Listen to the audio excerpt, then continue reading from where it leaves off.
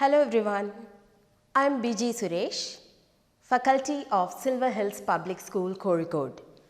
I am working in the Science Department as postgraduate teacher in biology. In this session, we are going to deal with a topic in biotechnology, Class 12 CBSE. The chapter number is 11 and the name of the chapter is Biotechnology, Principles and Processes. Another name for biotechnology is recombinant DNA technology or genetic engineering. So here we are not talking about ordinary things that we see around us.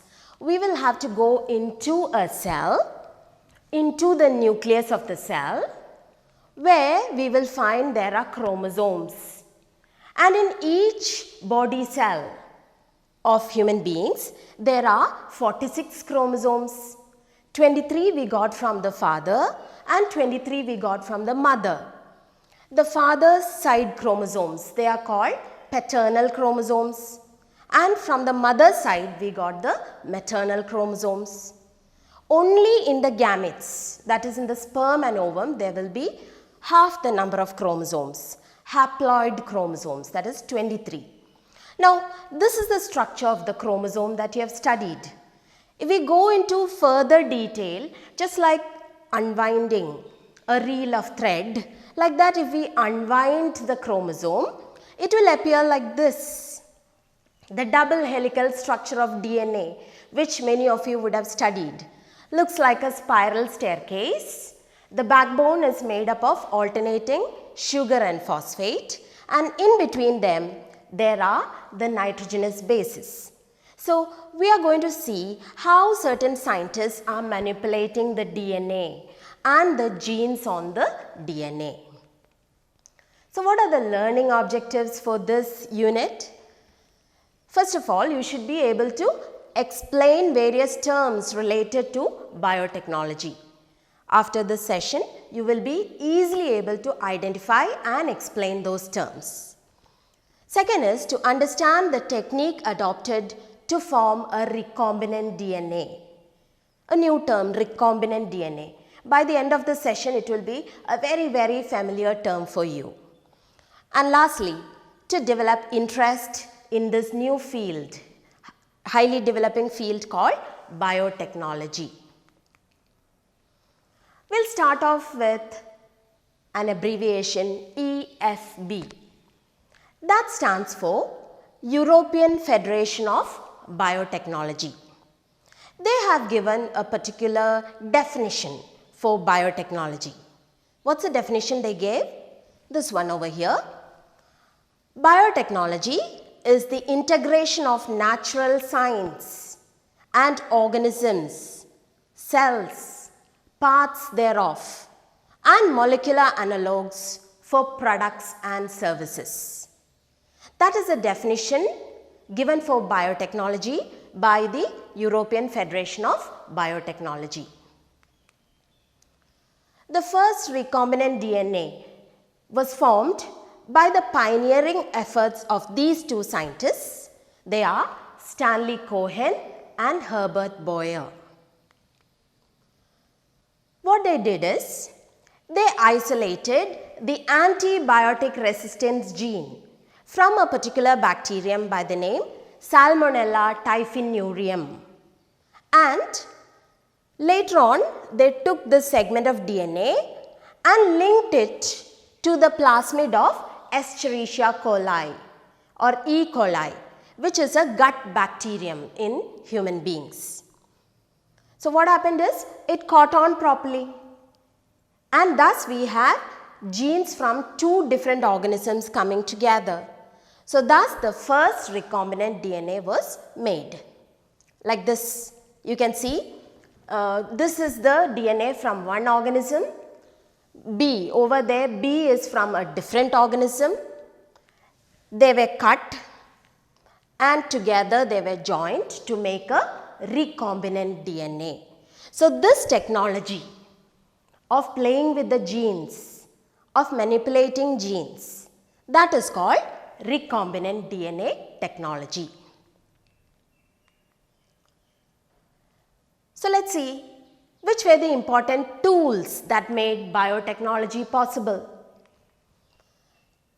The two important tools are restriction enzymes, also called nucleases or molecular scissors, because they cut the DNA fragments. And the second one is ligase, also called molecular glue. So, restriction enzyme and ligase, they are the two important tools which made recombinant DNA technology possible. Now, we can classify the restriction enzymes into two. Restriction enzymes are also called nucleases because they deal with the cutting of DNA, and DNA is mostly found in the nucleus. So, they are also termed as nucleases. We classify them into two, exonuclease and endonuclease. From the name itself it is evident. Exonuclease will remove nucleotides from the ends of DNA, whereas endo will remove it from specific positions within the DNA strand. Endo means inside, exo means outside. So, these are the two types of restriction enzymes, endonucleases and exonucleases. How do nucleases act? Let us see. How do they know where to cut? They do this by identifying a particular sequence, which is called palindromic nucleotide sequence. You know, in English, the term palindrome means a word which is read the same forward and backward. Similarly, there may be a sequence like that somewhere on the DNA which is identified by that restriction enzyme and it will cut it. So, it is called recognition sequence or palindromic nucleotide sequence.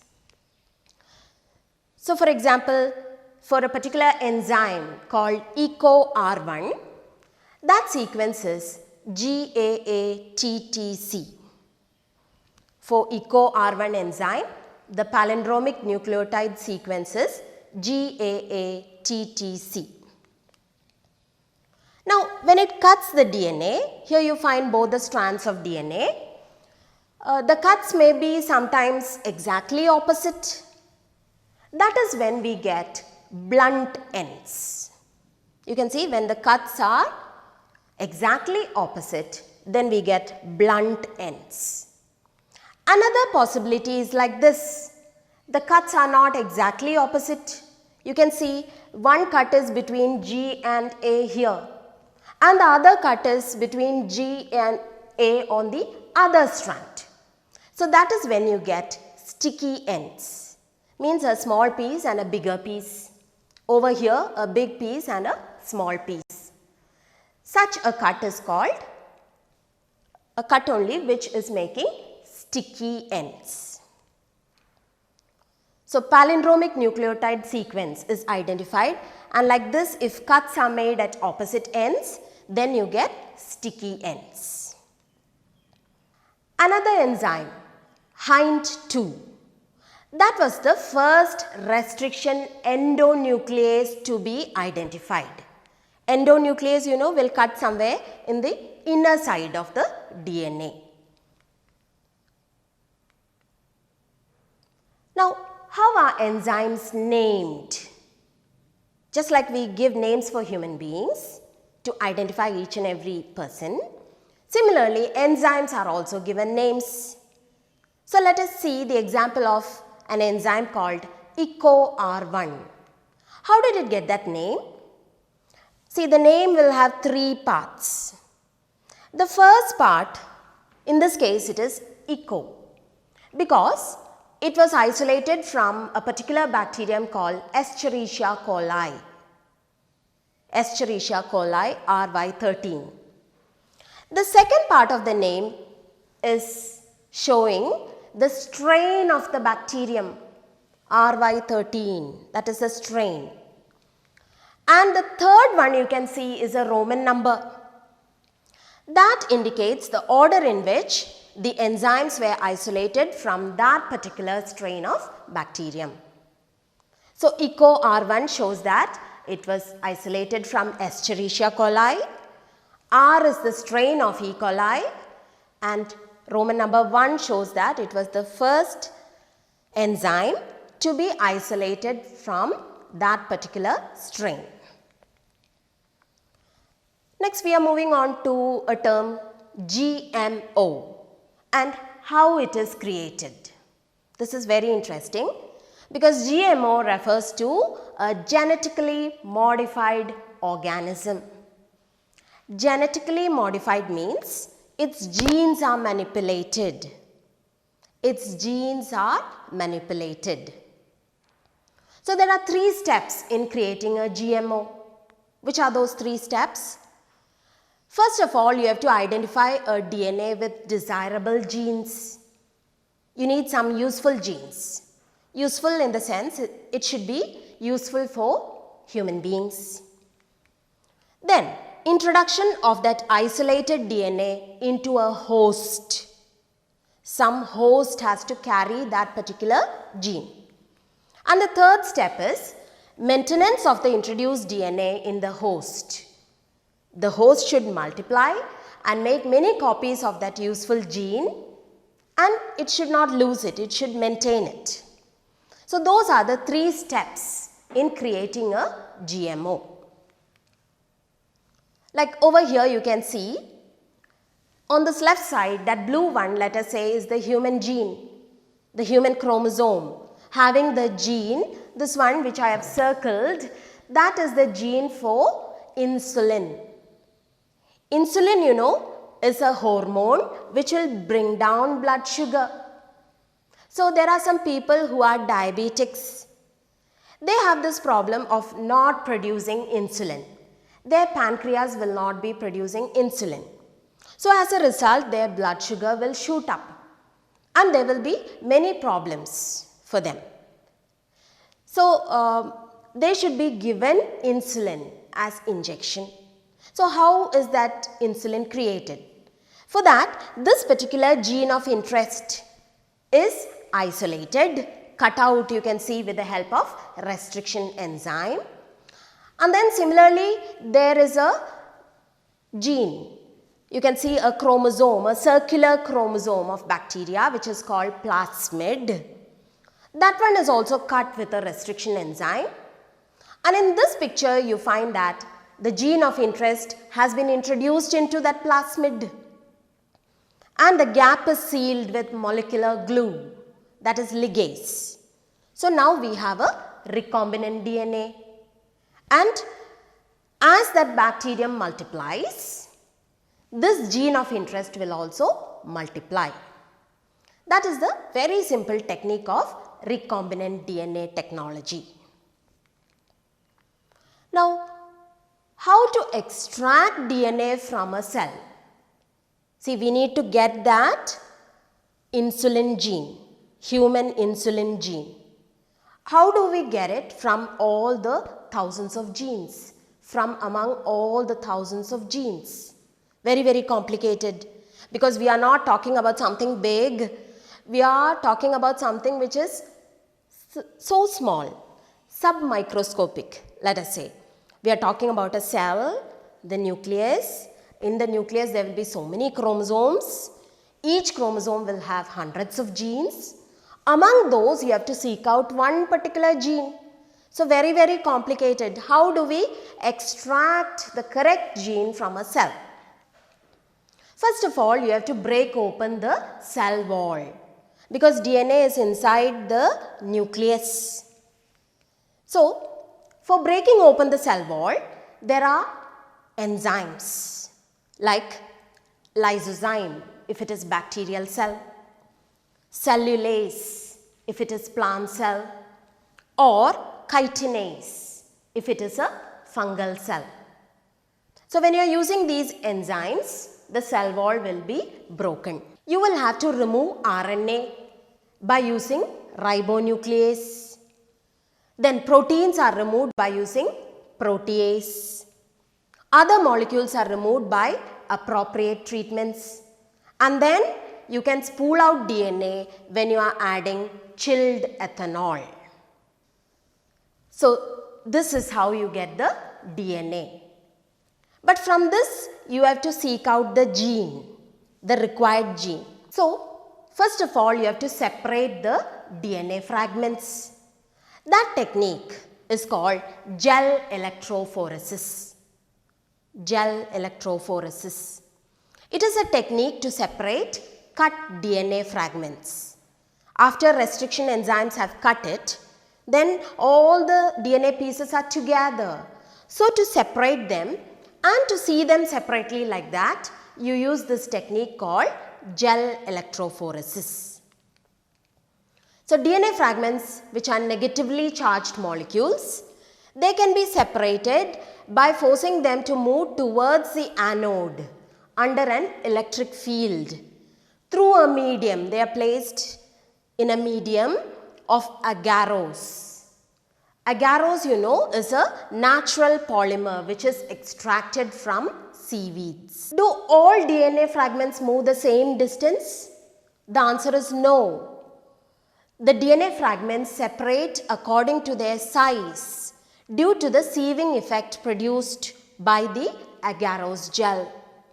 So, smaller fragments will move a long distance, whereas thicker, bigger fragments of DNA will move only a short distance. Now, still you are not able to see the DNA. You have to visualize it. So, for that you give a stain. The stain used is ethidium bromide. Ethidium bromide. Still you will not see the DNA. You will ultimately see it when you give it UV light. When you expose it to UV light, at that time you can see DNA as bright orange bands like this. Then it is cut out and extracted from the gel. That is called elution. Next, that gene, that human gene or whichever gene should be introduced into a host. We can say a cloning vector. It should be introduced into a cloning vector. So how is that done? This cloning vector must be forced to take up the alien DNA. So which are the commonly used cloning vectors? There are two very common cloning vectors. One is plasmid, which is the circular DNA of bacteria, and the other one is bacteriophage. Phage means virus. So viruses which attack bacteria. These two are the commonly used cloning vectors. So here we have the figure of a cloning vector, though a small one, inside a small bacterium called E. coli. See, it's having a big name, PBr322. Its name is PBr322. It's nothing but a small circular DNA or a small circular plasmid in Escherichia coli, which is very commonly used as a cloning vector. So, which are the important sites on the PBr322? First of all, there is a sequence called ORI, from where replication starts. Then there is another sequence called ROP, ROP, or PVU2. Its function is to code for proteins involved in the replication of the plasmid. So, if we go back to that picture, you can see over here this dark blue one is ORI and that green one is ROP. Now, next I am going to explain about these two pink sites. So, after ORI and ROP, we have two selectable markers. These two selectable markers give antibiotic resistance. They give antibiotic resistance. and they help to identify and eliminate non-transformants and selectively permit the growth of only transformants. So, you see again complicated terms are coming: transformant, non-transformant, etc. Once again, what was the function of those selectable markers? I showed you 2 pink sites. I also mentioned that they are responsible for giving antibiotic resistance. How do those 2 pink sites help in biotechnology? This way. They help to identify and eliminate, do away with non-transformants. They are the bacteria which did not take up the desirable gene. So, they are not of use to the biotechnologist. So, they must be eliminated and selectively permitting the growth of transformants. So, which are those 2 sites which give antibiotic resistance? These 2. One will give tetracycline resistance and the other one will give ampicillin resistance. So, they are cut by specific enzymes, like for example, on the right side where there was the tetracycline resistant gene, it can be cut by restriction enzymes like BAMH1 or SAL1. And on the left side we had the area which was giving ampicillin resistance. It can be cut by restriction enzymes like PVU1 and PST1. There is another term which I have to tell you now, which is called insertional inactivation. Insertional inactivation. From the name itself you can understand, some insert is made. At that time something is becoming inactive. It refers to the inactivation of the coding sequence of an enzyme when a foreign gene is inserted into it. What is the result? Inability to synthesize a particular enzyme. That particular enzyme then cannot be made after that because that part of the gene was cut and a foreign gene is introduced. So, the biotechnologist will be very much interested in such bacteria. I will give you examples, 2 examples for insertional inactivation. One is when an alien DNA is inserted within the coding sequence of a particular enzyme called beta-galactosidase. You studied about beta-galactosidase in a previous chapter of genetics when you studied about lac operon. This particular enzyme helps to break down lactose, the disaccharide called lactose, into glucose and galactose. So, when a foreign gene is inserted within the coding sequence of this particular enzyme, then no more can this enzyme be synthesized in that bacterium. Another example is that of the plasmid PBr322. I had some time back mentioned about it, the circular plasmid of E. coli. Now, with the help of a restriction enzyme called BAMH1, when a cut is made in that sequence, then that particular bacterium will lose tetracycline resistance. It will die out in a medium containing tetracycline. If that foreign insert weren't made, then the same bacterium would have been able to resist tetracycline. So, that is about insertional inactivation. Moving on to how the scientists can identify transformants from non-transformants. Transformants are the bacteria which have taken up that foreign gene, that alien gene. So he wants only the transformants. He doesn't wish to have the non-transformants. So first of all, he must identify whether it is a transformant or a non-transformant. So he can do this by two methods. The first method is by using a chromogenic substrate. Chromogenic means color giving substrate. When a chromogenic substrate is used in the medium of the bacterial culture, then some of them will pick up color. So two types of colonies will be developed. Some are blue, some remain colorless. So the blue colonies he must omit because they do not have the insert. They are non-recombinants. Whereas the colorless ones are the bacteria which the biotechnologist will be interested in because they have taken the foreign gene, that alien gene. So they are the transformants. He should not select out the blue ones, he should go in for the colorless bacterial colonies. Or a second method is by using two different antibiotics. First, the bacteria are grown in a medium containing ampicillin.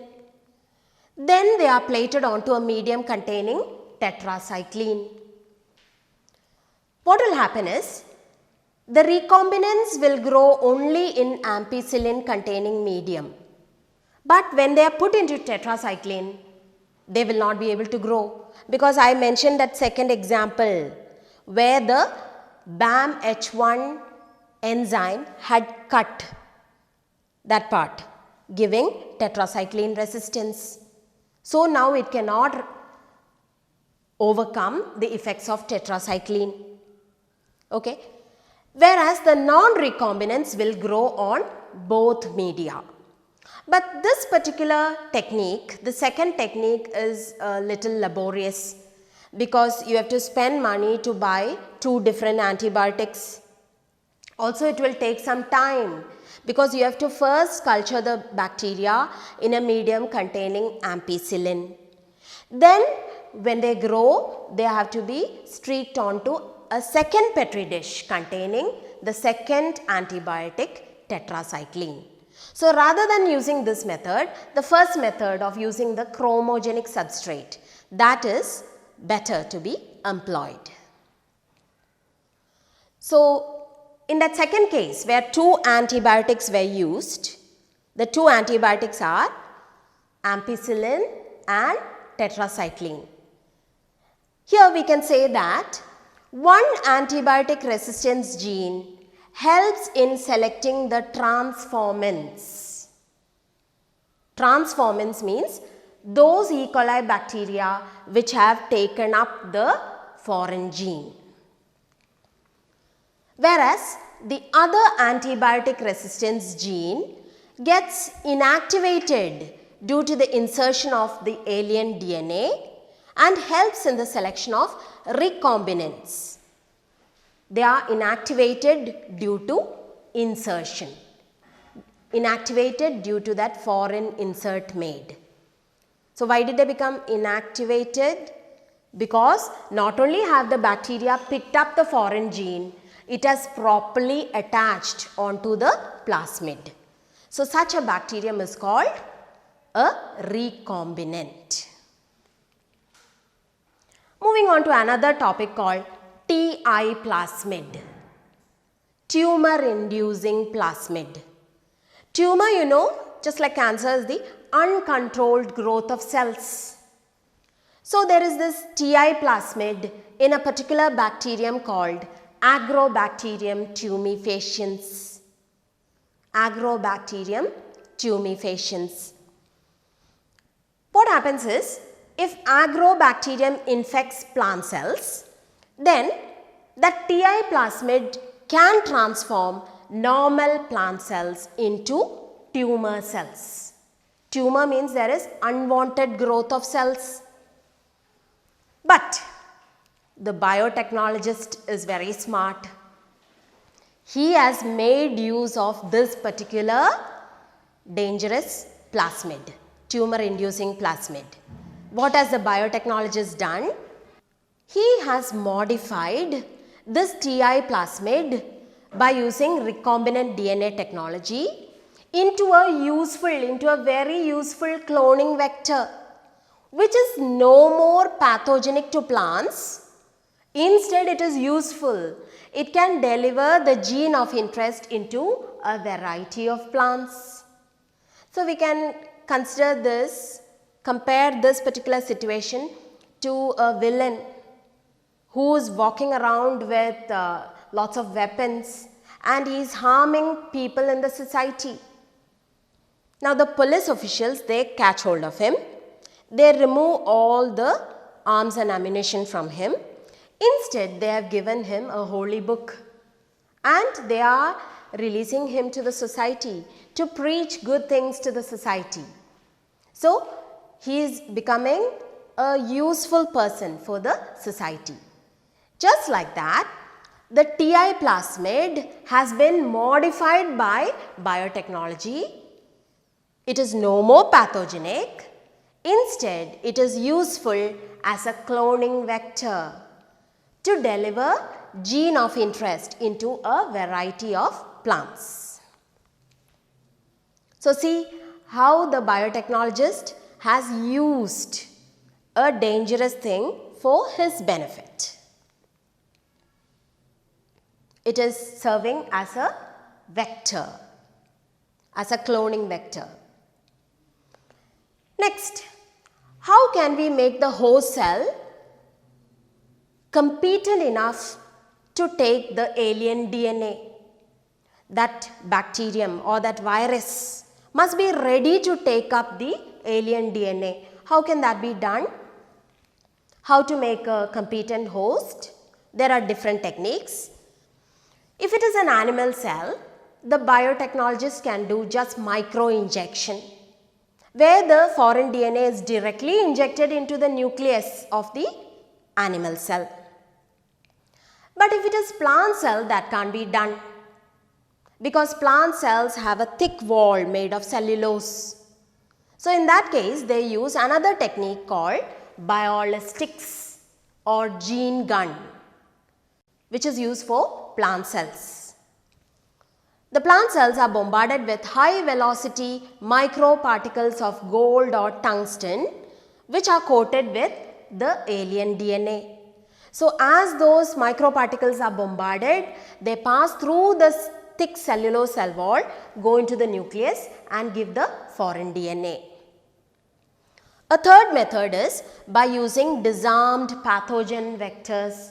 Just now I told you about tumor inducing plasmid of Agrobacterium tumefaciens. A fourth method which can be employed in bacterial cells is, the bacterial cells are made competent by treating them with a divalent cation like calcium, which will help to increase the efficiency with which DNA enters into the bacterium through pores on its cell wall. So, easily the DNA can enter. But one more thing is done. The bacterial cells are first incubated on ice, followed by a brief heat shock. A temperature of around 42 degrees centigrade is given just for a few seconds, and then once again putting them back on ice. So, when they are on ice, it is contracted, the cell wall was contracted. But when it is given that heat shock, there will be expansion. So, during that time, easily through the pores, the alien DNA can enter, and then once again it is placed back on ice. That technique is used for bacterial cells. Moving on to a very important topic called polymerase chain reaction or PCR. It is a method to amplify the gene of interest up to 1 billion times. The gene of interest can be amplified up to 1 billion times by just 3 steps: denaturation, annealing, extension. I am talking about a small bit of DNA which you got from a crime scene, the victim's hair or the murderer's hair strand. One hair strand was there. Now the hair, where it is attached to the scalp, there is the follicle. Follicle is a cell. So from that you can get the DNA. Or maybe the victim had scratched the murderer and from under her nails some skin cells were got. From that also you can get DNA. Or from semen. Semen has sperms. Sperm will also contain genes, chromosomes. But you are getting very little only of chromosomes from these cells. So if you want to amplify it, then you use this technique called PCR. Here is shown the figure, the symbolic figure of PCR. So you got that DNA from the hair follicle or from the skin cell. Now this is that gene. A picture shows, that red part shows the gene which is to be amplified. So first of all, when heat is supplied, the 2 strands of DNA will separate. The 2 strands will separate by breaking of the hydrogen bonds between nitrogenous bases. You remember A double bond T, C triple bond G. The hydrogen bonds between adenine and thymine or between cytosine and guanine will break and the 2 strands will separate. So that is called denaturation. In B step you find these 2 small things are fixed. They are called primers. So attaching primers to both the separated strands, primers will begin the new strand formation. So attaching the primers, that is called annealing, the second step. And the third step is extension. You can see both the primers will form the new strand. So you can see after one cycle, one DNA became 2. After second cycle, 2 will become 4. Then again 4 will become 8, 16, 32. 64. Like that it will keep on multiplying, and just within 30 cycles, you get the DNA amplified up to 1 billion times. So the first step is denaturation. After selecting the suitable DNA, the 2 strands are separated just by supplying heat. In annealing step, primers are attached to both the separated strands. What are primers? They are small chemically synthesized oligonucleotides that are complementary to the regions of DNA. And the third step is extension. That is done with a special enzyme called Taq polymerase. Taq standing for Thermus aquaticus. Thermus aquaticus. That's a bacterium which is found in hot springs, etc. So because it is already living in a hot area like hot spring, its enzyme, its DNA polymerase is thermostable. It will not be denatured by heat. So biotechnology made use of that enzyme from that particular bacterium, and the biotechnologist was able to isolate Taq polymerase to be used in PCR. So easily the Taq polymerase, during the third step of extension, it can add nucleotides to the primer.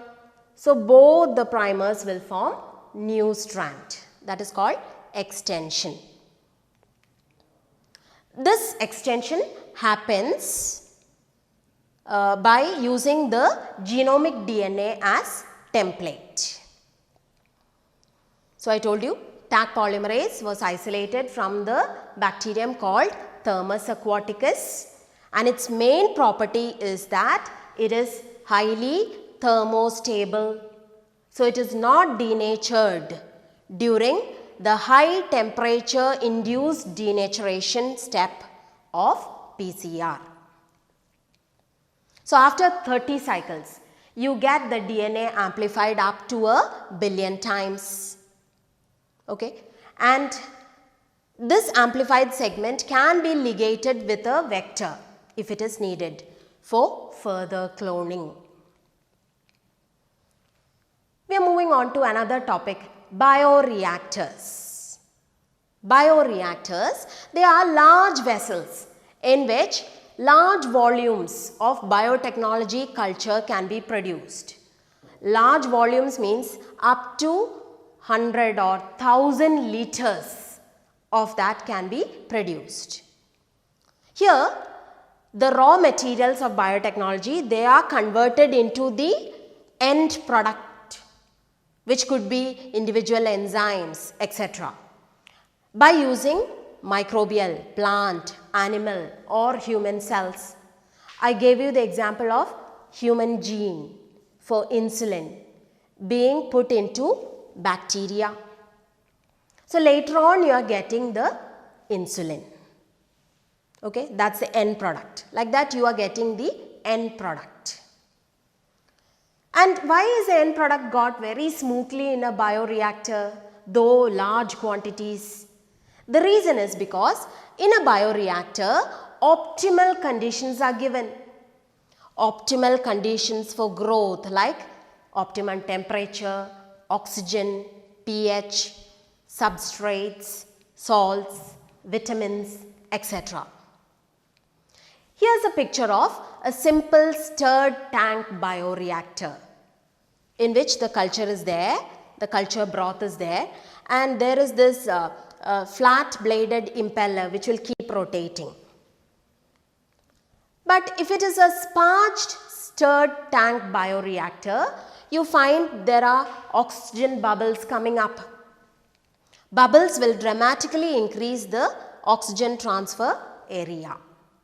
So, those are the two kinds of bioreactors. This one is a sparged stirred tank bioreactor and the previous one was simple stirred tank bioreactor. In a bioreactor, there are parts like stirrer, sampling ports, etc. Stirrer helps in even mixing and oxygen availability throughout the bioreactor, throughout those 1000 liters. Whereas, sampling ports, they allow periodic withdrawal of small volumes of the culture. Periodically, you can take out the culture so that you can get the product. And a recombinant protein.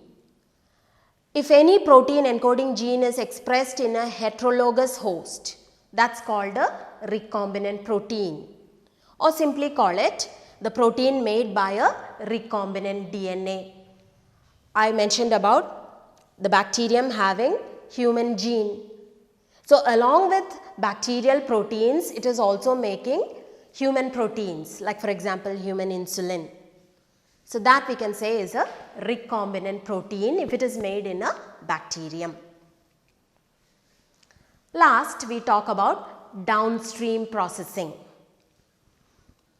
What is the definition? It is a series of processes and tests that the biotechnology product has to undergo before it is ready to be marketed as a finished product. See, because you are getting those materials from bacteria, fungi, etc. Without proper processing, you cannot give it to human beings. So, those initial tests, what are happening? They are called downstream processing, which mainly includes separation and purification of the biotechnology product. Sometimes the product may be formulated with suitable preservatives, and if it is drugs, etc., medicines, then it will have to undergo clinical tests.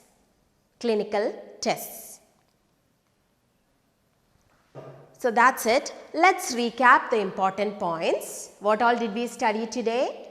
We studied that biotechnology or recombinant DNA technology is a latest branch of biology where the DNA can be cut, though very minute, it can be cut and a foreign gene can be inserted, and that foreign gene, its protein can be expressed also, as we saw in the case of human insulin gene.